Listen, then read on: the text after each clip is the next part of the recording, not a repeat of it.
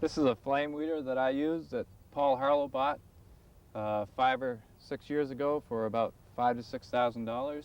It runs on vapor rather than liquid. It was custom made in Germany to fit the 4-foot wide beds that we were planting at that time. We use it for raised beds for carrots and parsnips mainly. It's used in carrots and parsnips on a stale seed bed, which gives us at least a 50% reduction in weeds that need to be hand pulled. We make a stale seed bed. About a week or 10 days later, we roll the top of the bed, then we plant, and just before emergence of the crop, we run the flamer over to kill small weeds of 1/4 to 1/2 inch in height. It works really well on broadleaf weeds. It does next to nothing on perennial weeds or grasses. Okay, this is a vapor system. Has 4 of these 20 to 25 pound tanks that go in this reservoir of water. This tank is a reservoir filled with water, which is heated by a small burner, which keeps the water warm and keeps these tanks from freezing, because we use the gas at such a high rate that these tanks would freeze up and gas is no longer available if it freezes up. There are shutoffs on each tank. There is a shutoff inside the control panel which shuts off the gas. There is an electronic shutoff for the burners and the pilot. 6 burners across this 4-foot space,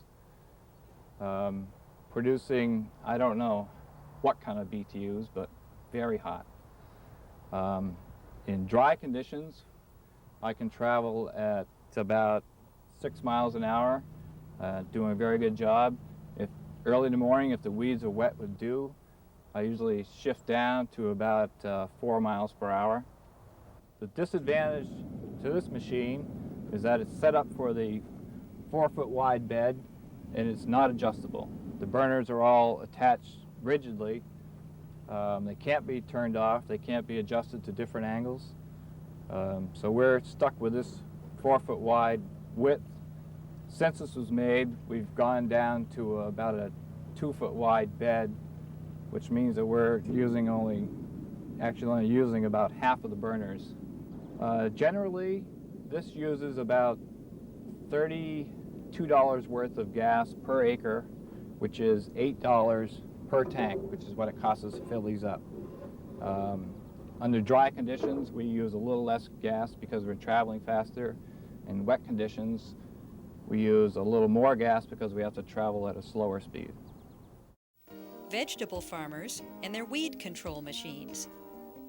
In this video, we visit 9 vegetable farms in 3 New England states to talk with growers about their weed control equipment and how it's used. They will describe a variety of cultivation tools and approaches to weed control. Hopefully, their knowledge and experience will help you get a better understanding of cultivation equipment and techniques. Matching cultivation tools to the soils, crops, weeds, and other particulars of a farm can be a complex task. Growers that are trying to reduce or eliminate their reliance on herbicides need information that will help them make good decisions about cultivation and weed control.